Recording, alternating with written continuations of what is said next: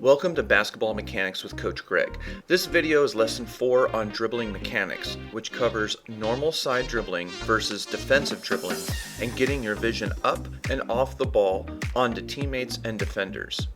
The format of the video has part 1 with instruction and drills mixed together, and part 2 shows beginners trying the drills. My coach's disclaimer reminder is that there is no one perfect path to learning basketball. This series and others are a resource for you to use as you think best. Modify drills, add your own drills, ignore some drills, and emphasize others are all encouraged. As you walk or run forward and dribble the ball, I would avoid dribbling the ball in front of your feet.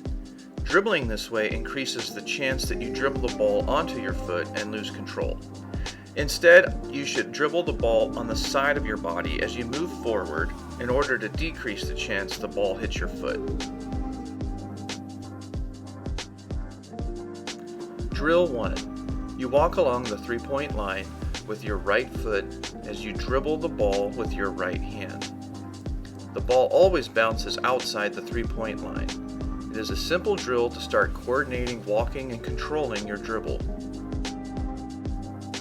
If you want an extra challenge, you can pull your vision up off the ball and the three-point line and look ahead onto the court about 10 to 15 feet.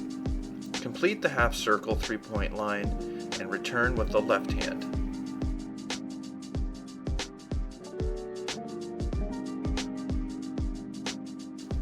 Drill 2 is just doing the same drill but walk backwards. Walking backwards and dribbling is not common in a game of basketball, but you want to be comfortable with any type or direction of dribbling. You never know what a game might require of you. And if you do not feel comfortable doing a particular dribble, you tend to pick up the dribble and stop moving.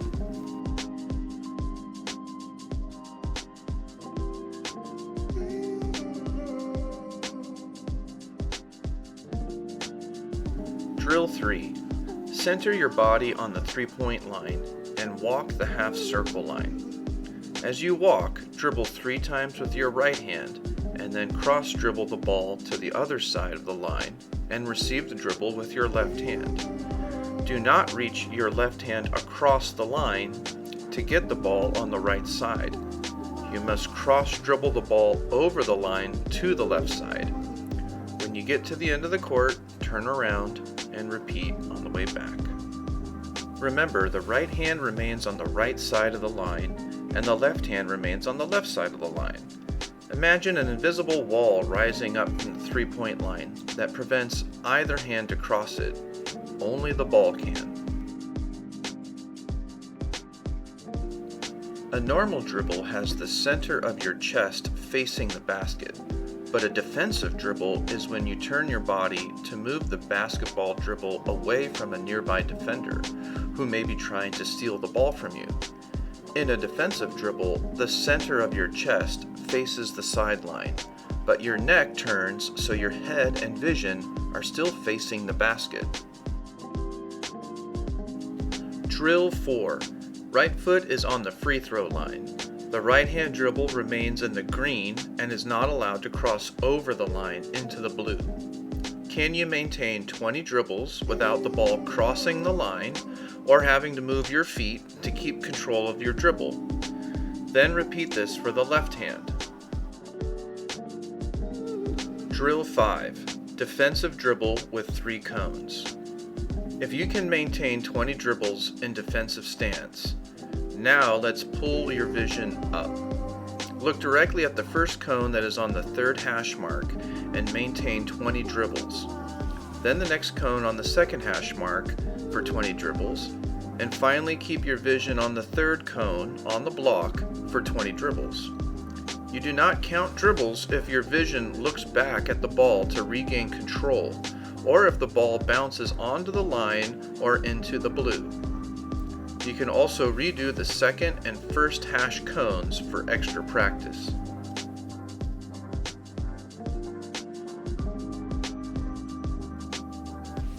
Drill 6. Defensive dribble with 5 cones in T formation. Again, with the right foot on the free throw line, have a cone on the third hash, the second hash. on the block, on the 3-point line in the corner, and 1 cone in the center of the paint in between both of the blocks. Maintain your dribble 3 times for each cone. Only count dribbles when your direct vision is on a cone. Move your vision down from the 3rd hash to the block, out to the 3-point line, back to the block, to the center cone, back to the block cone, and back to the 2nd and 3rd hash cones. That would complete 1 set, and I recommend doing 5 sets. This drill begins to train your vision to be scanning the court for teammates, defenders possibly making errors, and opportunities to drive to the basket or pass the ball, all while you maintain a dribble in a relatively protected position. And do all of drill 6 with your left hand. Before drill 7, practice the movement from elbow to elbow, walking the free throw line forwards and backwards while keeping the ball in the green. Some of these video demonstrations have me omitting the left hand, but you still have to do every drill with the left hand. Usually more repetitions than you do with your right hand are required. Drill 7 has you in a defensive dribble, walking the free throw line. The ball remains in the green, but your vision is on the cones. Walk slowly so you get about 2 dribbles in for each cone. Then move your vision onto the next cone. When you get to the elbow, you walk backwards, repeating the same vision and dribbles. At the end, I say the colors of the cones I'm looking at. Most beginners are shy, and basketball is a team sport. Speaking the colors begins to make communicating during a game feel normal. Before our last drill, practice the movement of sidestepping with a defensive dribble from the 3-point line to the block and back.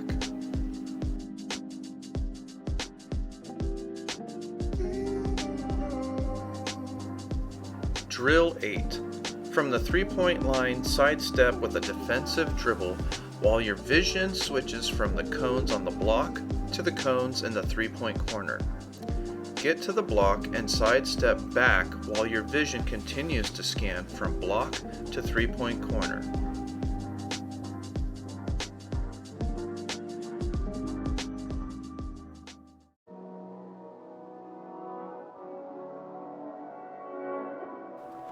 Even though Edgar is a beginner to basketball, the coordination he learned from other sports allow him to make these first 3 drills look easy.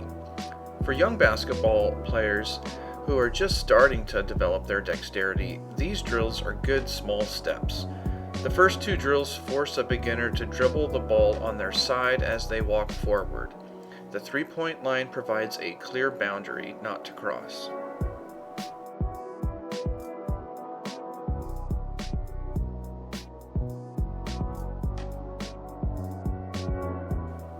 The third drill makes a beginner cross the ball in front of their feet for 1 bounce of their dribble. It forces them to think about their steps forward and make sure the dribble bounce does not hit their feet. I've also seen beginners reach across the line with the opposite hand instead of pushing the ball across the line. Reaching across the line could be a drill for later, but students need to show that they can control every movement. They need to show me they can repeatedly do a simple movement so we can build on that for more complicated mechanics later. Edgar can easily maintain 20 dribbles in defensive stance with both the right and left hands, so I omit their video clips. Drill 5 is where Edgar needs to pull his vision off the ball, which he does easily with his right hand. His left hand gives him a little trouble while he looks at the 3rd cone on the block. How far away from the cone should you stand? Have your shoulders in alignment with the edge of the backboard. For young beginners, the 3rd cone with the right hand is where the challenge begins. The left hand is usually a challenge beginning with the 2nd hash cone and the cone on the block. This stationary drill is the starting point to pull your vision off the ball and train your arm motion to be consistent. Consistent dribbles allow you to predict where the ball will be and not require you to have vision on the ball. In Drill 6, the green cone and purple cone add more scanning of the court with your vision. Changing your vision location every 3 dribbles is also more game-like. Learning to scan the entire court in 1 or 2 dribbles and quickly making strategic decisions is an additional whole series, but it starts with consistent dribbling mechanics to allow you to predict where to place your hand to receive the returning ball. So far, there's not much to critique about Edgar's form. An occasional loss of the left-hand dribble just requires more practice.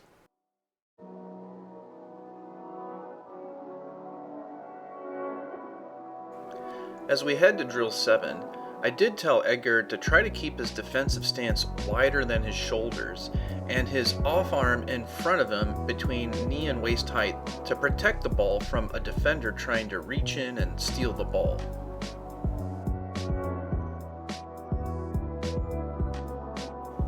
For many drills, adding the 3 height drill to them provides extra challenge and continues to develop diverse dribbling skill.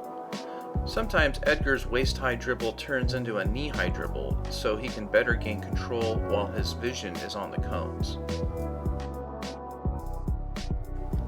During Drill 7 with the left hand, Edgar struggles more. The height of the dribble tends to get lower, his offhand shield tends to droop down, and his stance does not remain wide.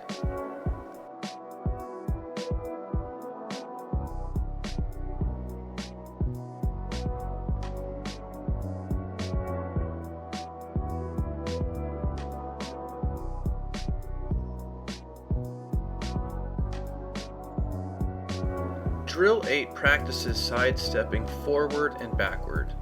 With beginners, first practice the movement and dribbling. Then, after, do the drill where we add vision up and onto the 3-point corner and scanning to the block. I think the little practice Edgar got in the previous 10 to 15 minutes of defensive dribbling was enough for him to do Drill 8 with the right and left hand with really good form. Well, when we add the scanning vision part to Drill 8, Edgar's shield arm kind of disappears.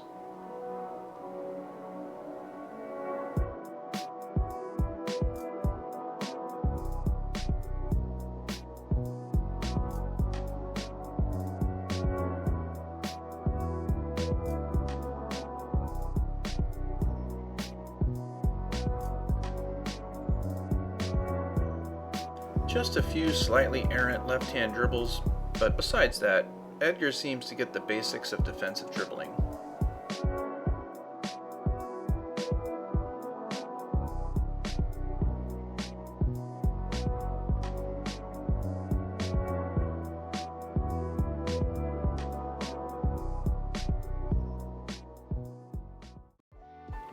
Thank you for watching Lesson 4 in my series on dribbling mechanics.